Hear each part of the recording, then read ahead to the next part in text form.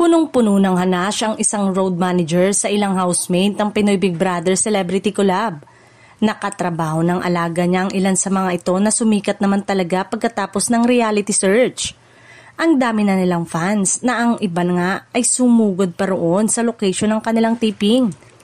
Naloloka raw itong si road manager sa ilang PBB Collab alumni dahil ubod na raw ng arte.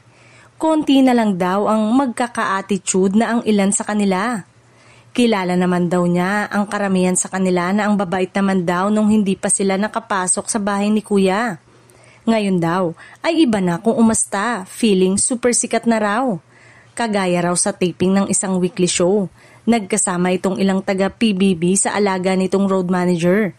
Lilipat lang daw sila ng location, ayaw na raw maglakad sa papuntang set.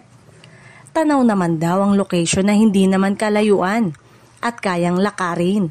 Ayaw raw maglakad, nagpakuha pa raw ng service para ihatid sila roon. May fans kasing naghihintay at baka pagkaguluhan, kaya kailangan daw isakay pa sa service para makalipat sa bagong location. Dati naman daw, walang kaarte-arte at ang babait daw ng mga kabataang ito. Sana raw, wag daw umakyat sa ulo ang kasikatan nila lalo na't parami ng parami ang project nila.